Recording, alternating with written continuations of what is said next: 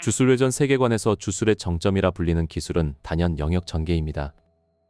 영역 전개는 술사의 내면에 존재하는 생득 영역을 주력을 사용해 외부로 구현하는 고등 기술입니다. 단순히 공간을 만드는 것을 넘어 자신의 술식을 그 공간에 직접 새겨 넣는 것이 핵심입니다. 이때 가장 강력한 특징으로 나타나는 것이 바로 공격의 필중 효과입니다. 필중 효과란 영역 내에서 발동한 술식이 상대에게 반드시 명중하게 되는 시스템을 의미합니다. 이는 단순히 조준이 정확해지는 것이 아니라 공격이 닿는 순간을 생략하고 결과로 바로 이어지는 개념에 가깝습니다. 마이토의 자폐원돈주를 예로 들어 이 메커니즘을 더 자세히 살펴보겠습니다. 마이토는 자신의 손으로 상대의 영혼을 만져야만 무의전변을 발동할 수 있는 제약이 있습니다. 하지만 그가 영역을 전개하면 영역의 환경 자체가 마이토의 손바닥 안으로 변하게 됩니다. 즉 영역 안에 발을 들이는 것만으로 이미 마이토의 손길에 닿은 것과 동일한 판정을 받게 되는 것입니다. 이처럼 영역은 술사에게 절대적으로 유리한 환경적 우위를 제공합니다. 그렇다면 모든 영역이 반드시 필중 효과만을 목표로 할까요? 현대의 주술사들은 영역 전개를 필살의 기술로 완성하려 노력해왔습니다. 반면 과거의 주술사들에게 영역은 조금 더 전술적인 의미가 강했습니다. 이시고리류의 사례를 보면 영역 전개 후에도 그는 자신의 강력한 주력 포격을 계속해서 퍼붓습니다. 영역은 술사의 능력을 120% 끌어올리는 버프의 역할도 수행하기 때문입니다. 영역을 전개하기 위해서는 막대한 양의 주력이 소모됩니다.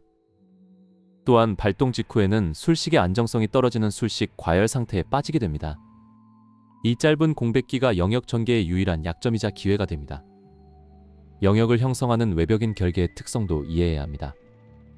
기본적으로 영역은 내부의 적을 가두는 것에 특화되어 있어 내부에서의 파괴는 거의 불가능합니다.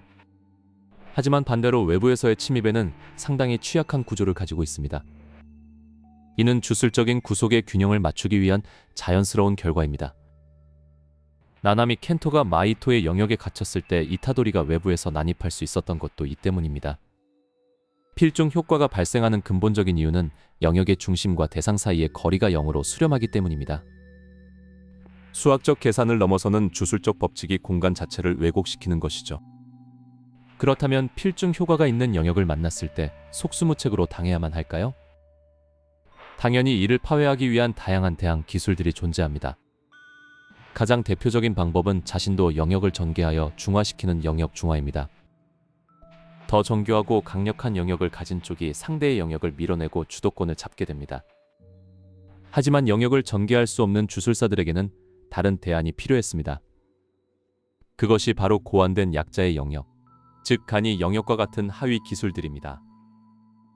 이러한 대항 기술들은 필중 효과의 메커니즘을 역이용하여 공격을 무효화합니다. 영역의 본질은 결국 술사의 정신세계와 주력의 결합체입니다. 그렇기에 술사의 감정 상태나 주력 운용 능력에 따라 영역의 완성도는 천차만별로 달라집니다.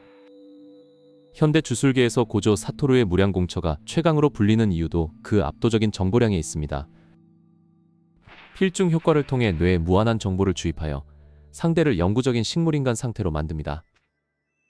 이처럼 영역은 술식의 효과를 극대화하는 가장 완벽한 수단입니다. 하지만 기술이 고도화될수록 그에 따른 위험 요소도 함께 증가한다는 사실을 잊어서는 안 됩니다.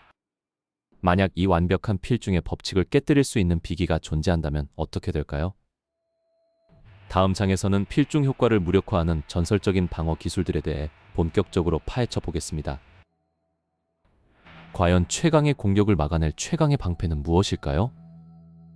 영역 전개의 필중 효과는 주술사에게 죽음을 의미하는 절대적인 위협으로 다가옵니다. 하지만 강력한 공격에는 언제나 그것을 파괴하기 위한 수단이 존재하기 마련입니다. 가장 대표적인 대항법은 약자의 영역이라고 불리는 간이 영역입니다. 이 기술은 헤이안 시대의 술사 아시아 사다스나가 문화생들을 보호하기 위해 고안한 기술입니다. 간이 영역의 핵심은 자신의 주변에 작은 공간을 구축하여 상대의 영역 중화를 꾀하는 것입니다. 이를 통해 상대방의 술식에 부여된 필중 효과를 일시적으로 무효화할 수 있습니다. 얼티밋 메카마루는 이 간이 영역을 전용 캡슐에 담아 발동하는 독특한 방식을 선보였습니다. 그는 마이토의 영역 안에서 이 캡슐을 터뜨려 자신의 영혼을 보호하는 데 성공했습니다. 하지만 간이 영역은 어디까지나 시간을 벌기 위한 임시 방편일 뿐입니다. 상대의 영역이 워낙 강력하면 간이 영역은 순식간에 벗겨져 버리고 맙니다. 다음으로 살펴볼 대항 기술은 바로 미어갈롱이라 불리는 고대의 기술입니다. 미어갈롱은 간이 영역의 원형이 되는 기술로 외형은 둥근 바구니 형태를 띠고 있습니다. 간이 영역과 달리 술식을 직접 중화하지는 못하지만 필중 효과만을 효과적으로 억제합니다. 레이갈리가 카시모 하지메의 공격을 막기 위해 이 미어갈롱을 전개했던 장면이 대표적입니다. 이 기술의 치명적인 단점은 발동하는 동안 특정 수인을 유지해야 한다는 점입니다. 즉, 두 손이 묶여버리기 때문에 상대의 물리적인 공격에 매우 취약해집니다. 이제 고상케의 비전 기술인 낙화의 정에 대해 알아보겠습니다. 낙화의 정은 다른 기술들과 달리 영역을 구축하여 맞서는 방식이 아닙니다. 자신의 몸 주위에 주력을 두르고 닿는 즉시 반사적으로 튕겨내는 카운터 기술입니다. 제닌 나오비토가 다곤의 영역 안에서 이 기술을 사용하여 식신들의 공격을 막아냈습니다. 필중 효과를 무효화하는 것이 아니라 닿는 순간의 충격을 주력으로 상쇄하는 원리입니다. 따라서 술식 자체가 지나치게 강력하다면 주력 장막이 뚫려버릴 위험이 있습니다. 이외에도 영역 전개에 대항하는 가장 원초적인 방법은 바로 마정역 전개입니다. 자신도 영역을 펼침으로써 상대방 영역의 필중 효과를 중화시키는 전략입니다. 이때부터는 누구의 영역이 더 세련되었는가를 겨루는 기술적인 싸움이 시작됩니다. 영역의 정밀도와 주력량의 차이가 승패를 가르는 결정적인 요인이 됩니다. 후식으로 메구미는 미완성인 영역으로 특급 주령의 영역에 구멍을 내어 탈출구를 마련하기도 했습니다. 이는 영역 자체가 완성되지 않았더라도 대항 수단으로서 충분히 가치가 있음을 보여줍니다. 현대의 주술사들에게 이러한 대항 기술들은 생존을 위한 필수 교양과도 같습니다. 특히 1급 주술사들 사이에서는 간이 영역 하나쯤은 기본으로 탑재하고 있는 경우가 많습니다. 하지만 이 모든 기술들을 비웃기라도 하듯 영역의 상식을 파괴하는 존재들이 등장합니다. 스쿠나의 복마어 주자는 결계로 공간을 닫지 않고 현실 세계에 직접 구현되는 특수성을 가집니다. 이러한 닫히지 않는 영역 앞에서 일반적인 간이 영역은 무력하게 부서질 뿐입니다.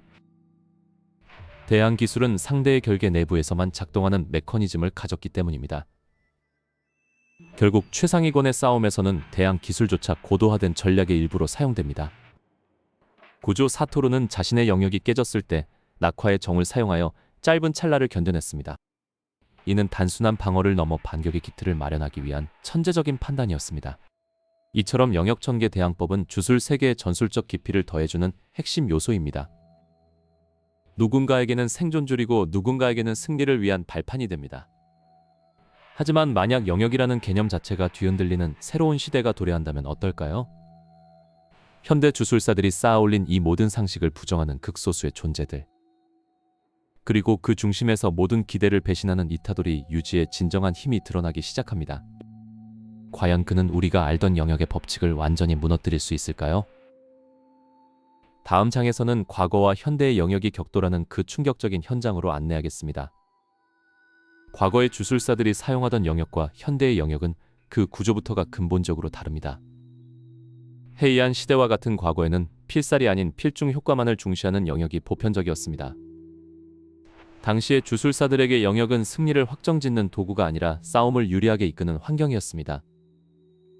하지만 현대에 이르러 영역은 상대의 목숨을 즉시 앗아가는 필살의 기술로 진화했습니다. 이러한 변화는 영역 전개의 난이도를 비약적으로 높여버리는 결과를 초래했습니다. 그 와중에 이타도리 유지가 마침내 펼쳐보인 영역은 팬들 사이에서 큰 논란이 되었습니다. 많은 이들이 이타도리의 영역이 단순히 상대를 과거의 기억 속으로 끌어들이는 능력이라고 오해합니다. 그러나 이타도리의 영역은 결코 단순한 정신공격이나 환각이 아니라는 점이 중요합니다. 그의 영역은 주물과의 영혼의 경계를 이해한 결과물이며 영혼 자체를 타격하는 특성을 가집니다. 영역 내부에서 이타도리는 스쿠나와 동등한 위치에서 대화를 나누며 영혼의 결투를 신청합니다.